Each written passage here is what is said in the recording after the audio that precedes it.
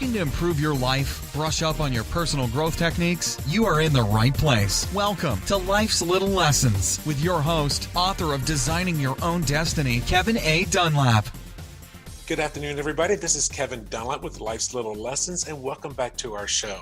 Today, I met a lady about a month ago. Her name is Judi Moreo, and this is a lady I met at a speaking event at the National Speakers Association, and she's actually been involved with them for quite a few years. She's also an author, a trainer. She has her own show, and she does a lot of other things. Can't wait to find out more about what she does. I know she's a business coach, and she's actually in 2 countries as well. So this is another lady that has multiple businesses in multiple countries. So, well, I'd like to go ahead and welcome Judi to the show. Judi, welcome to the show. Thank you for being here. Thank you. Thank you for having me. This is really a pleasure. Oh, same here. I mean, meeting somebody that has so many accolades and so much stuff that I know I can learn from, and I'm so glad that that you're going to humble our little show with your presence. Thank you. Oh, thank you. It's my honor. Yes, it is. Well, Judi, could you tell the listeners and even myself a little bit more about yourself? Who are you, and what is it that you do, and why is it that you do it? Well, I'm an entrepreneur, and I have been one since 1970. So Wow. we go back to even before you were born, huh? I was 3. Oh, you were 3 at that time. Okay.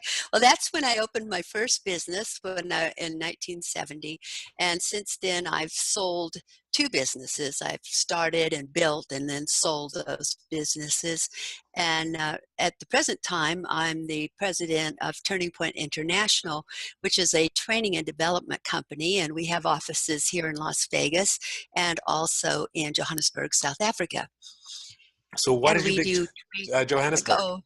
Well, I was actually living in Johannesburg when I started Turning Point International.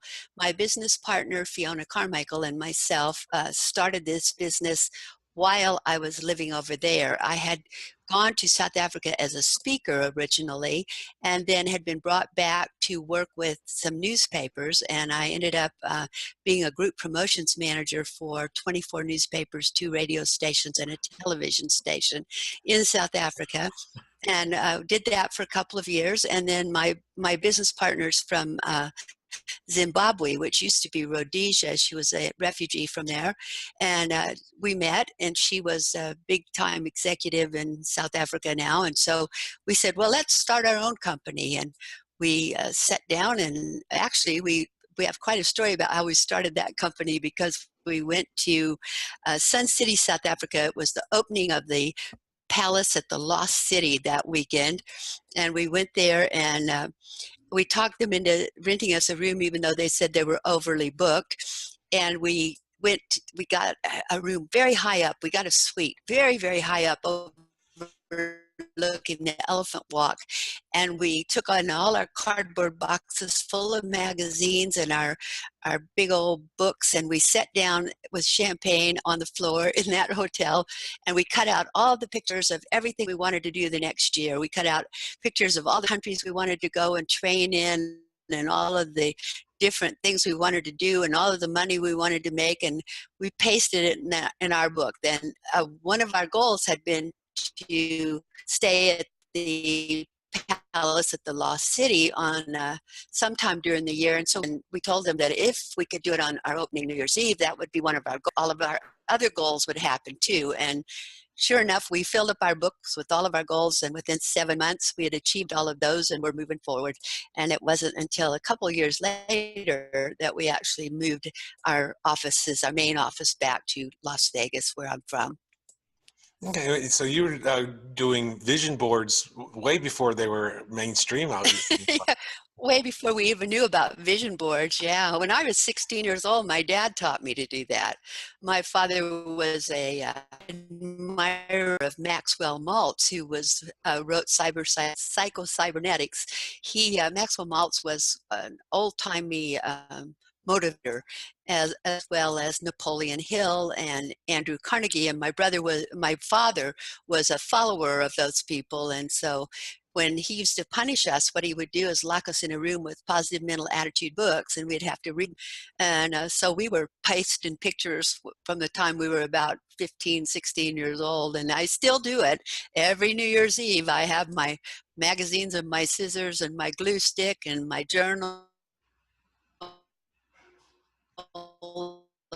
And I am pasting my pictures for the year, seeing the pictures of it. Well, that's awesome that you do something like that. I've actually, I know when Oprah was still very, we had her show stuff going on. She had a website, and you could make a digital dream boards. And actually, I'm in the process now of looking at different websites where you can make collages, which is basically a dream Yes. board. Yes, yes, it is. They work, you know, because when you get clear on what you want, you have a picture of it, and you look at it regularly, it keeps you focused on your goal and on your dream and going forward. Okay, and and I agree with that. I mean, one of the things, if you're doing it, like you say, doing it by cutting pictures out of a magazine, or you're going to Google Images and you're doing it electronic, Yes, yeah.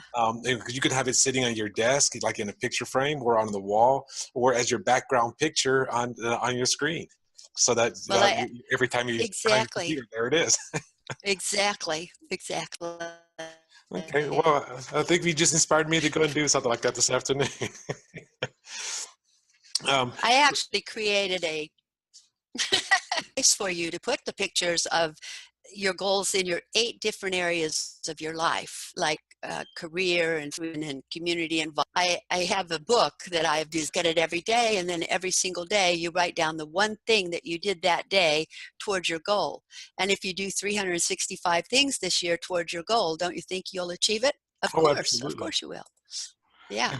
There's a gentleman out there called Darren Hardy, has a book called The Compound Effect, and Yes, like he you said, does. I love that book. I think it's one of the best books out there. yeah, because he talks about you just doing one thing every day, and over time, you're going to get it, no matter how small that one thing is. Exactly. As long as you stay focused and as long as you do something, take action. That's the big thing. We hear people talk all the time about their dreams and their goals, but they don't take the action. And the action is what gets us there. Absolutely. And so tell us about your business. What is it that you do with the people here in Las Vegas or down in Johannesburg, South Africa? Well, we teach leadership skills, customer service, communication skills, predominantly all of the soft skills of business. We teach people even things like negotiation, how to deal with difficult people, how to deal with negativity in the workplace.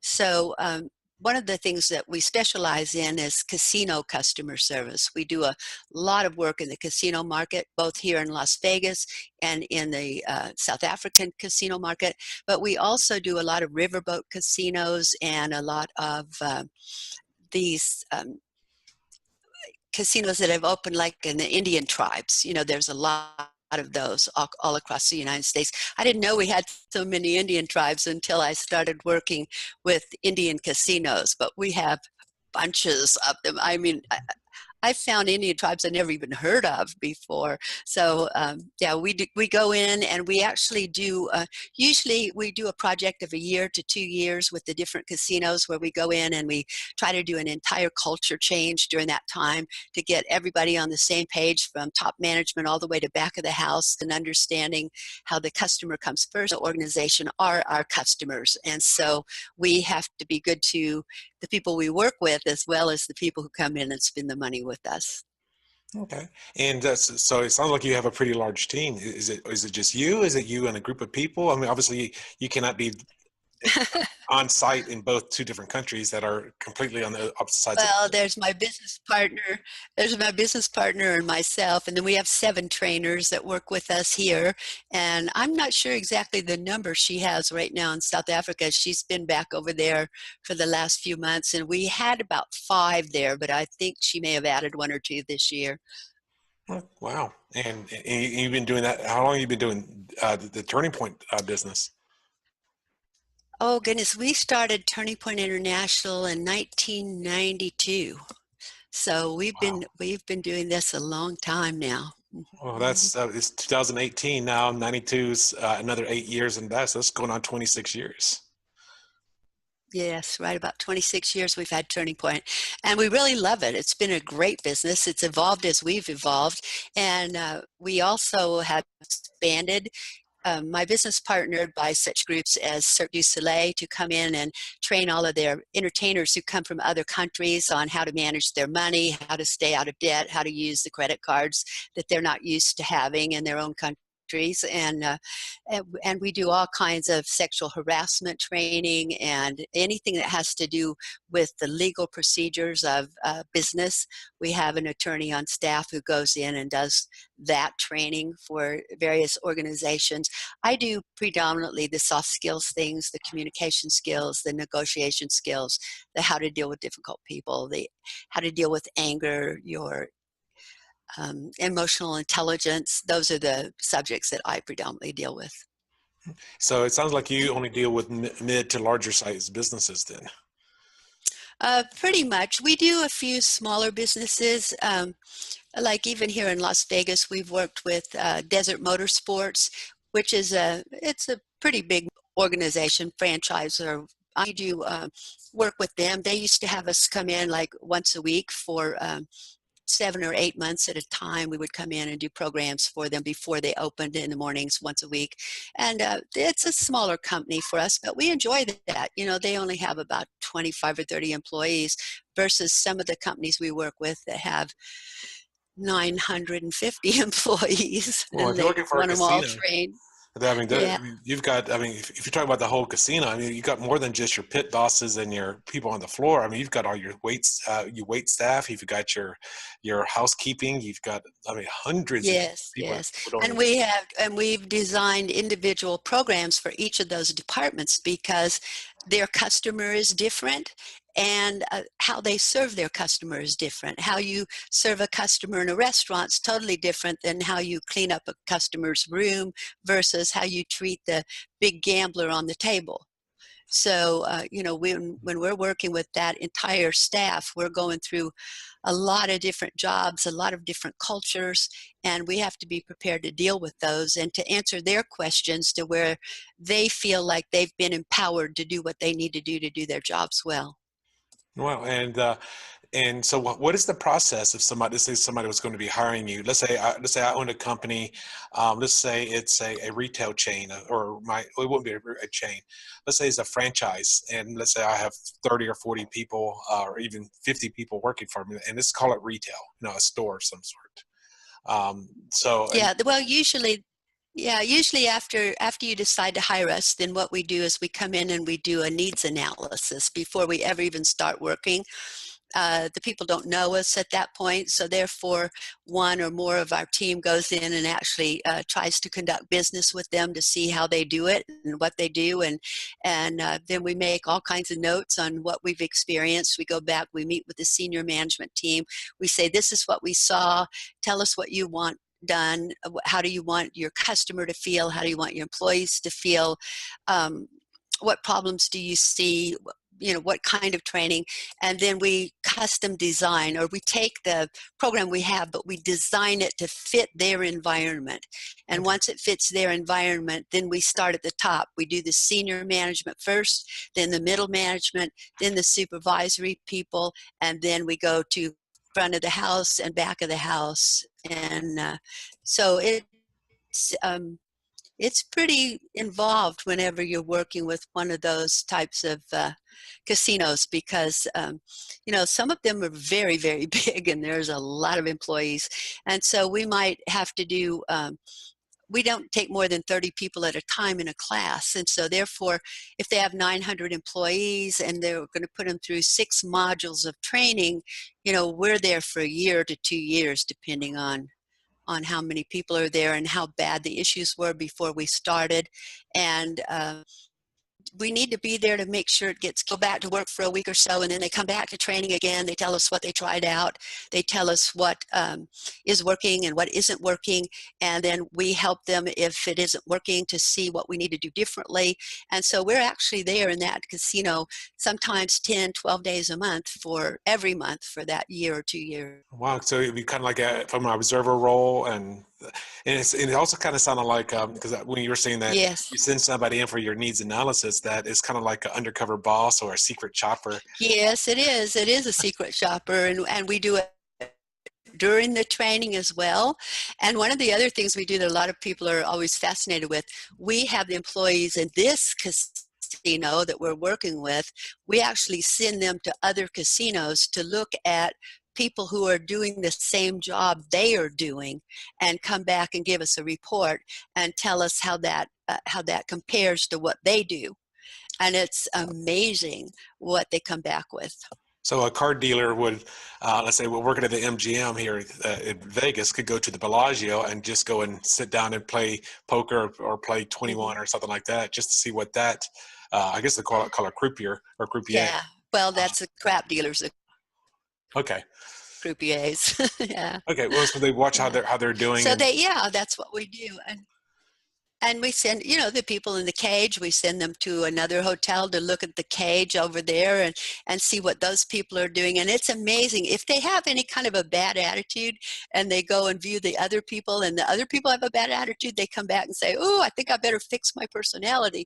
It's an assignment for them to do it. And we actually have them tell the general manager what they have. It really is a team building exercise. Okay, well that's kind of good because I know in my field, if I was doing real estate or something like that, even back when I lived in North Carolina, I would call as a real estate investor, I would call my neighbors' properties and say, how much are you asking for rent there, just so I can get an idea of what the rent's. Yeah, of course, that's what we have to do, so we know what's going on out there in the marketplace. Well, absolutely, it's your basic market analysis or hands-on market analysis. So yes. Okay, and how did you get into that field? I mean, that sounds like a very specialized field, and then I mean, the fact that you're working with largest to-go companies, how did you get started with doing all of that? It's very interesting that I actually started as a keynote speaker, which, most speakers start out as a seminar leader or a trainer and they move into keynotes. I started as a keynote speaker, and then people would hear me speak and they would say, well, where do we go to get the training for this for our people? And then I thought, well, I can put together those training programs. And so I just started writing them and telling people I was here, and now we've been doing it for 26 years. So Okay, 26 years with this company. We were doing it before that, Okay, so TPI was started in 1992, but you were doing, like you said, the keynotes and other Yes. trainings on just on your own, however you were advertising, people finding you. So you're in a conference room or a casino. And we've been very fortunate that, when we work with, let's say we work with one casino downtown Las Vegas, for instance, when the employees move around, because very often the senior management is hired by another casino or another hotel, and when they say, oh, we've got a problem, they say, let's call Judi Moreo and get her in here and talk to us about it, because we worked with her over at that place, and maybe she'd be good here. We had one general manager here that when he moved on, he took us to about 7 different riverboat casinos around the country to totally redo their customer service throughout. And it was just amazing. But every time he moved, we moved. He used to say, I'm going to bring my people from Vegas. And my little blonde partner and I, we were the people from Vegas. They were always shocked when we turned out to be these 2 women instead of a couple of tough guys, I think. Because we see these people. I mean, I'm saying if he was a pit boss, he's talking about all the dealers and all that. 20 people. Right. I'm bringing my people. It was always Fiona and me. We loved it. This has been an incredible journey for us, for both of us, and we've both gone through some tough health times since we've been together in business. She had cancer for a while, and then a couple years later, I had cancer, and so it's been a big challenge to be ill and then still do what we do and work as hard as we do and put the energy into the programs that we do and keep that positive mental attitude up at all times when you're not well. But now we're both healthy again and we're doing well. And she's in Africa right now and I'm here and life is good. Now, do you get to travel a lot then because of this, or are you staying more local? I've been to 28 countries doing training. and it's just been incredible. The different trainings that we've been allowed to do in all of these different countries. And I'm getting ready to go to Ecuador in May this year. So that'll be 29 countries. My goal in life was to see the whole world. So I'm doing a good job of that. But it's because, our training programs have been so successful that people just recommend us and hire us. And we just keep going back year after year. Now, like this thing going in Ecuador, is this a one-time thing, or is this an actual gig that you're going to be going there frequently over the next Yeah, few months? this one, it's one time. I'll be down there for about a week, and then we'll see. We'll see what happens from there. Maybe it'll be go back again and again. That's how it happens in so many places. When we first went to Cairo, Egypt, we just went up on to meet with one hotel in Cairo, and they said great. They ended up bringing us back, and we went up, and oh my goodness, we worked with the stock exchange. We worked with all kinds of other businesses as well in Cairo. So that was exciting. We've worked with the Chamber of Commerce in Dubai. They have over 800 members in their chamber, and that's the largest chamber of commerce in the world. And and the Dubai Chamber of Commerce flew us first class on their airlines, and I want to tell you that was unbelievable. Each of us had a private room on the airplane with a chef that cooked for us at any time we wanted during the whole flight. I said I could just live on this airplane. I don't need to go anywhere else now. This has been the ultimate. Wow. And that's kind of interesting because I don't know that many Indian people, but or Indian based or Arabic based. Yeah. Uh, Well, Emirates Airlines is the airline that we flew in and out of Dubai. And I'm telling you, I've never had service like that airline. It is amazing. And and we just both thought that was so cool that we had our own room, and it had a makeup mirror, and they gave us all kinds of makeup, and okay, well, you've seen everything then. not everything, but that was really great. Yeah. This year I've been real fortunate. This year I went to Kenya and Tanzania, and that was a whole new culture for me. Different from going to Botswana or South Africa. The cultures were very, very different. And so it's a big advantage to have a product that you can sell in almost any market around the world and be successful with it. And so, of course, when we are going to do it in a country where I haven't been, the trainers get to stay home and I get to go to the new country, the one that I want to visit yet. It's fun. Now, do you try to get there a few days early and stay a few days longer so I that you can? do. I do always, so that I can do a little sightseeing and get to know some people. And it's amazing when you're a trainer for a company like that. The people within the company very often will invite you to their home for dinner, or they'll take you to see some of the sites. And so you get to see a lot of the world that way. It's really fascinating. Yeah, because I'm looking to also be like an international speaker and trainer myself, but I'm not in demand as of yet. One of the things that I've always been kind of curious about, what is the toll that your body takes on something like that? Because with jet lag and adjusting to the Oh, well, whenever I have to fly to another part of the world, I always allow, because your body really does get beat up by the time you go through some time zones. And so I like to have a day where I can get adjusted to the new time zone and get a lot of sleep and rest and drink a lot of water, and then get up, and when I actually go to do the work, be totally refreshed and ready to work. Because I have traveled through those time zones, gotten off the airplane and gone straight to work and done seminars or done television shows, just like getting off the plane. And back in years ago, when the apartheid was on and we would go to South Africa, it would take from home to there, it would take like 49 to 50 hours to get there, because we had to go from here to New York to Europe and Europe to Africa. And there were no direct flights because South African Airways couldn't land in America because of the sanctions against them. And so those trips were just killer. I mean, they were killer when it took you 2 days, 2 full 24-hour days to get to the other side of the world. And then to get off the plane and go straight to a television show and try to look decent and be pleasant and charming. It's not easy. It's really not easy.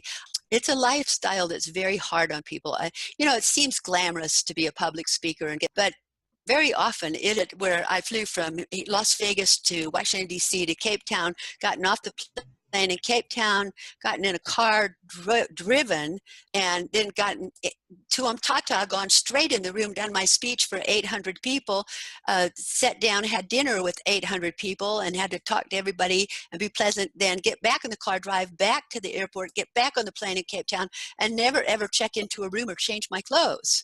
I mean, that's not glamorous. That's hard. Okay. And so I'm assuming that you never thought when you were first getting started doing these keynote speaking and then start doing those trainings, you had no idea where this was going to be going, did you? I didn't. I had no idea. I had no idea that I would get to see the whole world. I mean, it was my dream. It was my thought. And every year I would cut out pictures of different countries and put them in my book. And every year it would happen. And I would go to those countries. And so, yeah, it was a dream. I didn't know if I believed it or not, but it all came true. Oh, And it's still coming true. because now you're about to go to your 29th country, so. Yes, yes. Well, I'd like to shift the focus a little bit and go into some of the, because most of the people that listen to the show are entrepreneurs. Are either starting out or they're wanting to scale their businesses. Usually, they're going to be on the smaller scale, trying to get up to the lower mid or even to the mid scale businesses. Right. I think you're the third or fourth person that I've had on my show so far that's actually sold businesses.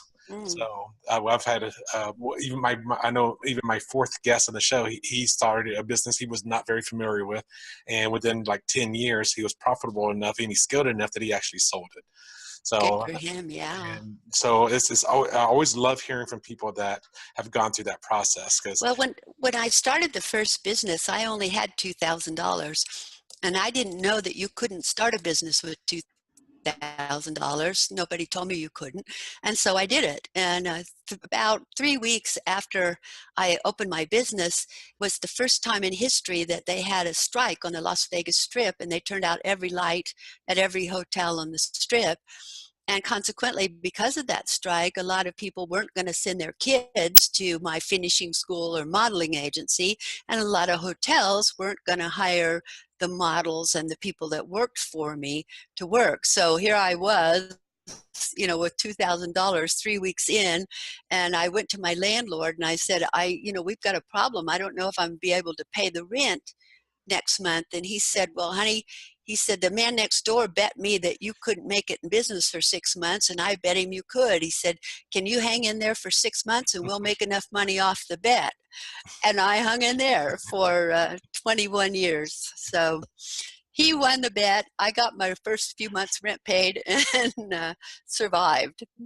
Well, and Yeah. that's funny that you said that, because you had to be creative. You had to think on your feet, and just because there was a failure or a blockage that to your success, you still stuck with it. I did. I hung in there with it, and I that's actually how my speaking started, is because I started speaking to promote my business, because I didn't have the money for television advertising at that time, and I didn't have the money for newspaper ads or magazine ads. So I stalled up all these groups and say, would you like, I would make up these topics that sounded like they were business topics or sounded like they would be good for the women's group or whatever.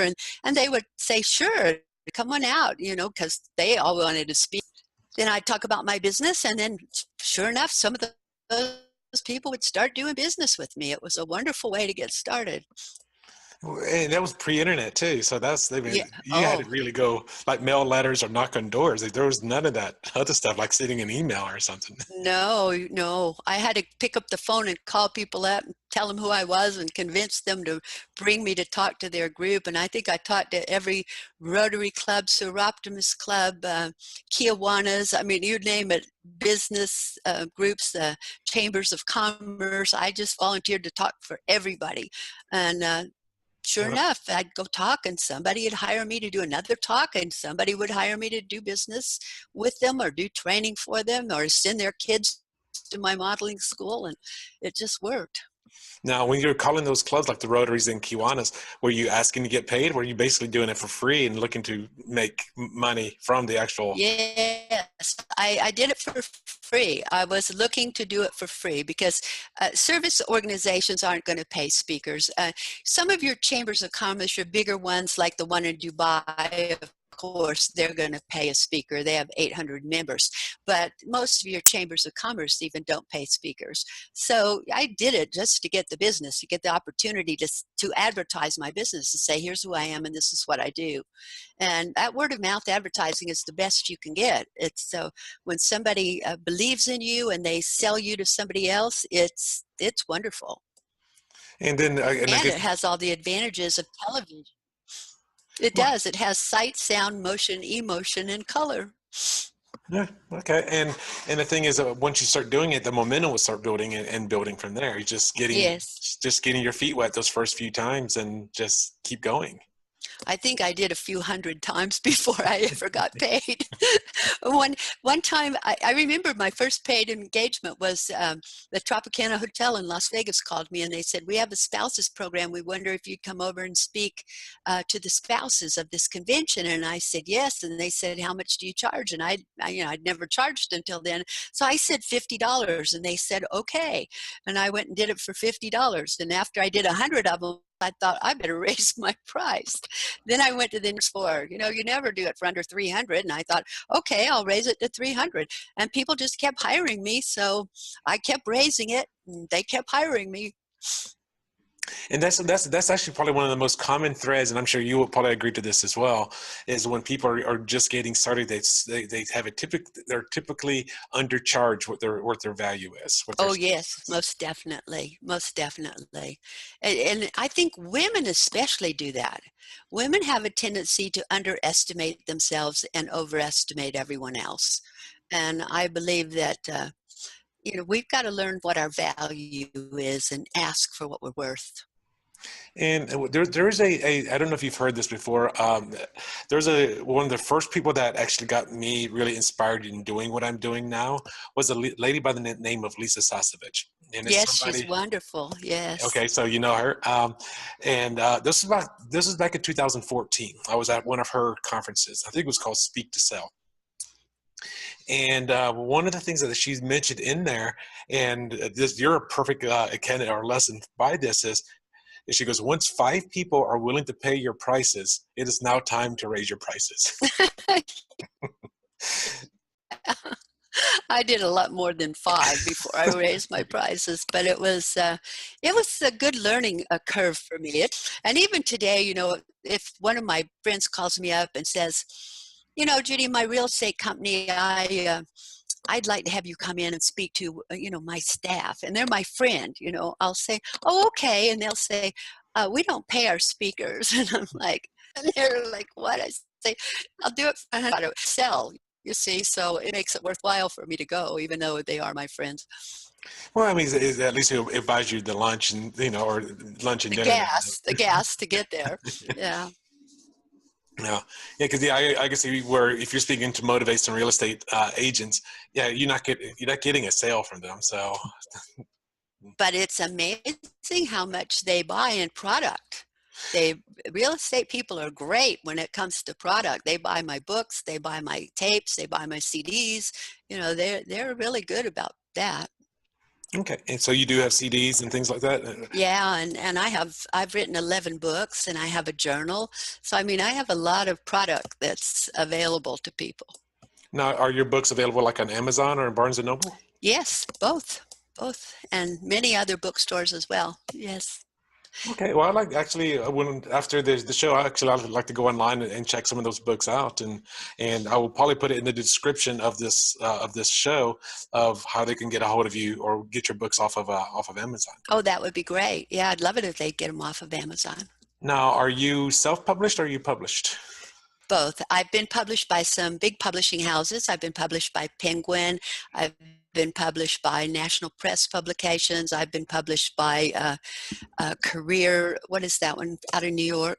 Career, oh goodness, That one I don't know, not Covington or something like they're that. not going to forgive me if I can't. Yeah, no, it's wait a minute, I'll see. I don't have their book in here with me right now. Career Career Press. Press out of New York. There you go. You saved the day. I've been published by national press publications. Yeah, so a lot of I've had 4 or 5 different publishers. The biggest one's been Penguin, which is great, and uh, and I've published several books myself. Now I've started helping other speakers get their books written and published. I've been coaching a lot of speakers on how to write their books and how to get them published and how to promote them. Because if you're in this business, you need a book. And any time that you're an expert at something, it's a good credibility to have written a book. I mean, even look at Donald Trump, how many books he's got on the marketplace. Anytime you've been really successful. Well, because a person that I ran across a couple of weeks ago, he gave me a formula that I think is very, very important, that everybody out there should know this formula. And he said V as in Victor plus C as in cat equals P, which is like Paul. And what it is visibility plus credibility equals profitability. So you being Ooh, I like that. So one of your credibility factors is going to be your book.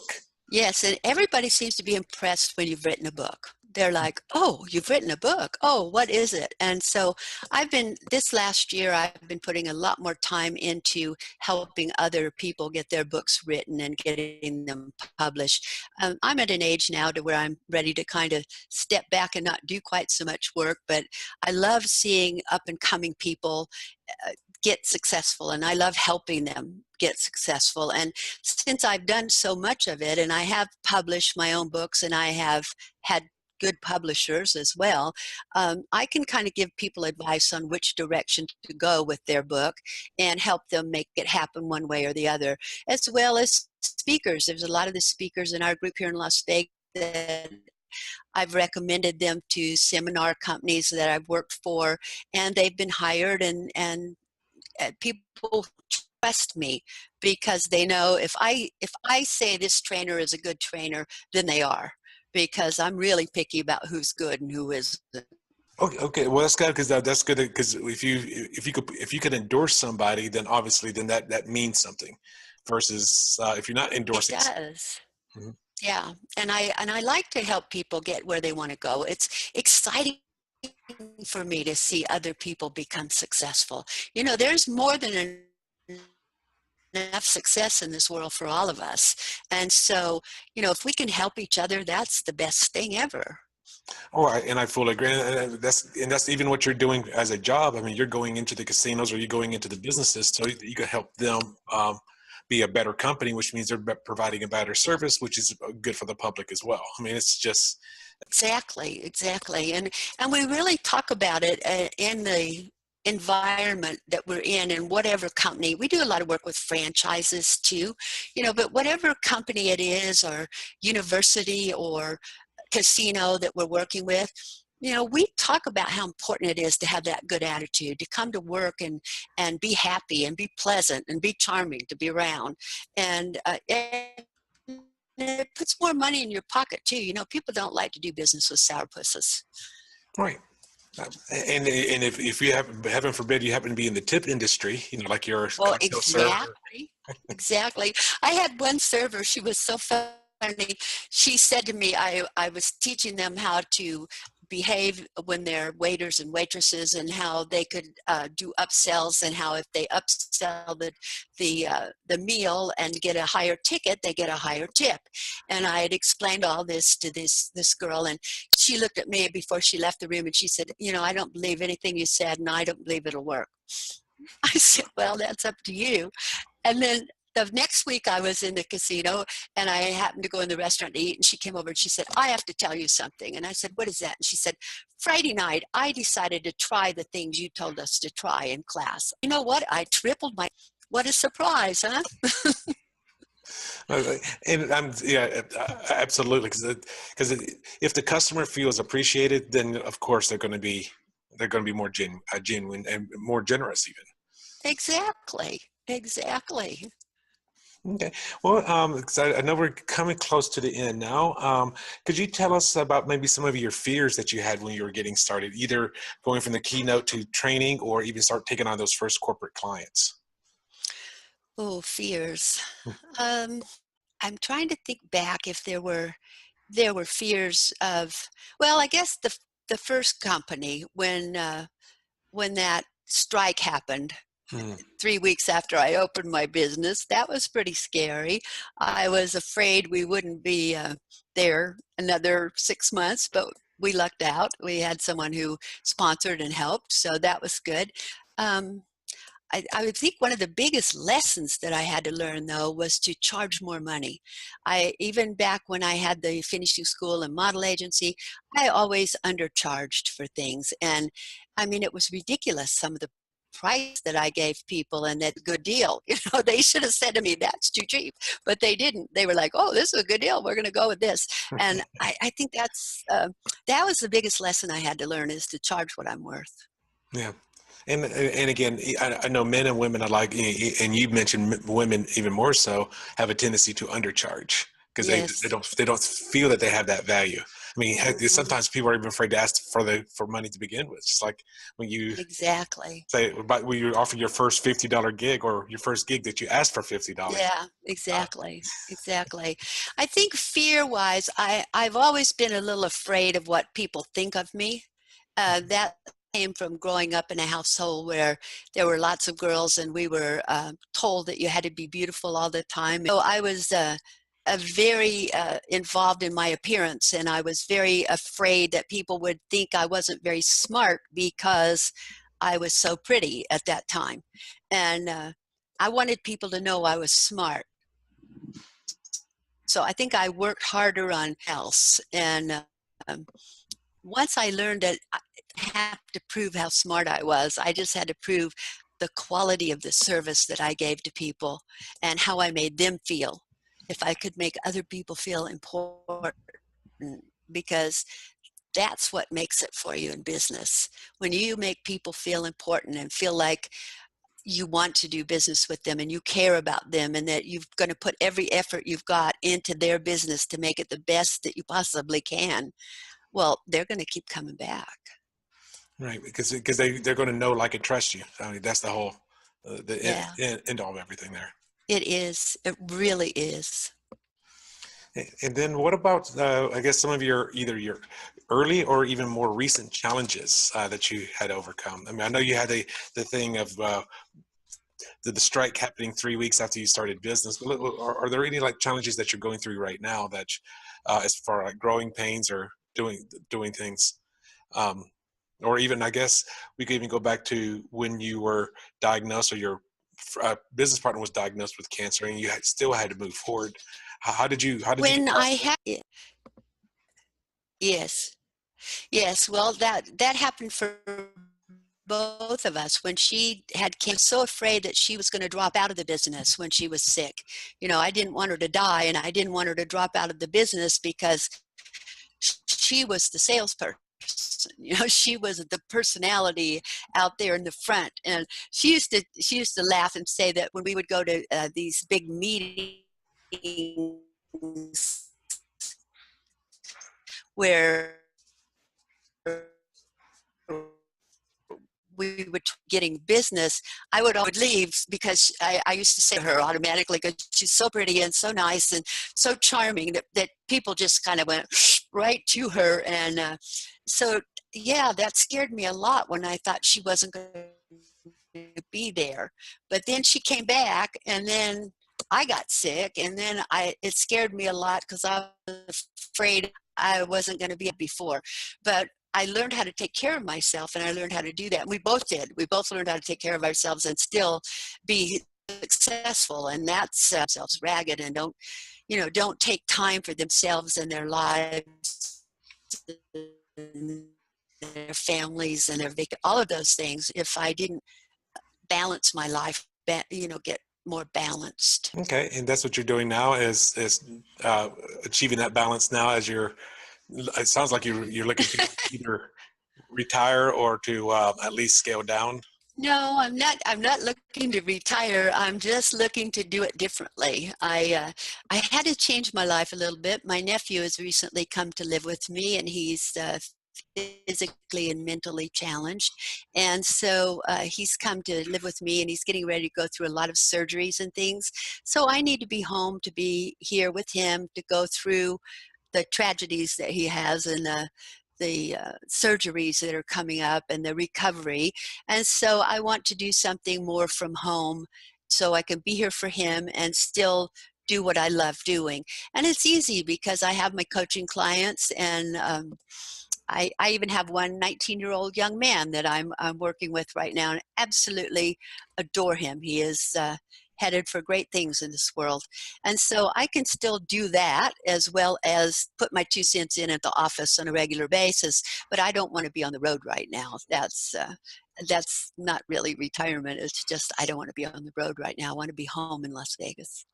So this one trip to Ecuador is probably one of your only trips that you're going to be doing for a while. This year, yeah. I'm doing a couple smaller things in I'm going to Austin, Texas next month for a few days and do a program with some people down there. I mean, I can go 2 or 3 days here and there, but to be on the road like I used to be, 50 weeks out of the year, no, not anymore. And that can be hard on your social life too. So It can be, and your home life as well. mm-hmm. Okay. And well, if somebody wants to get a hold of you, what is the best way for them to get a hold of you? And I would suggest probably a website or a Facebook page or something like that.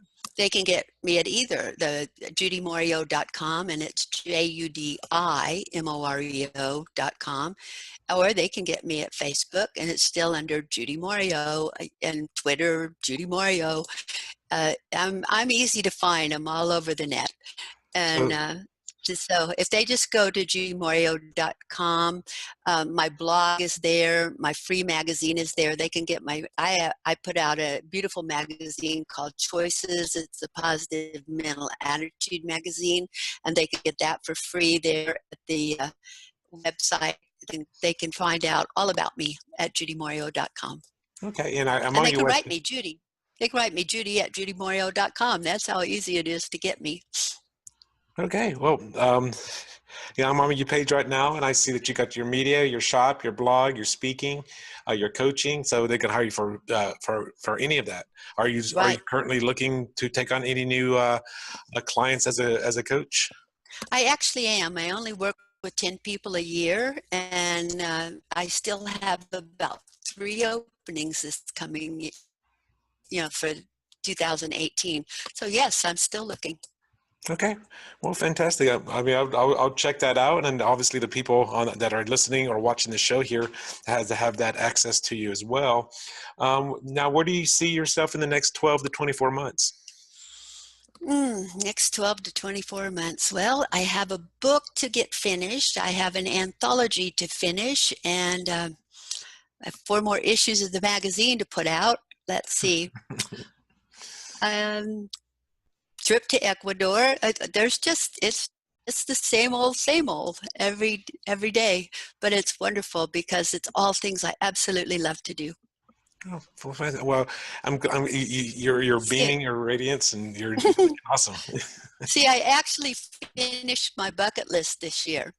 I had 21 things on my bucket list, and I finished it this year. I did the hot air balloon safari over the Serengeti with the wildebeest migrating below. So that was the last thing on my bucket list. So I said I either have to kick off or I have to get a new list. And so I'm working on a new list right now to figure out now what will be the next 21 things I do before I die. So is that going to be part of your 2018 vision board as well, or yeah, most definitely. Okay. Well, Judi, it has been an absolute pleasure having you on the show, and maybe I'll see you at one of the National Speakers Association events because I'm looking to do more speaking engagements and hone my skills so I can be kind of like yourself, where I can have my own training programs and online and offline, and maybe I'll see you this Saturday. So. Thank you. I really have enjoyed the interview with you. You're a very good interviewer, and I really enjoyed my time with you, and I do look forward to seeing you on Saturday. I watched you last month. You were right in front of me. Oh, what's I that? know. Yeah, Well, you were sitting right in front of me, so I'll keep an eye on you. Make sure that the girls don't chase you too hard. well, thank you. I appreciate that. Well, Judy, any last words before we say goodbye to everybody?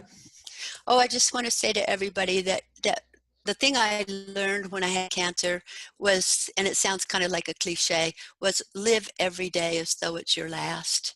Enjoy every single day. Do some things you want to do every day and be around pleasant, happy people, because we never know when it is going to be our last day.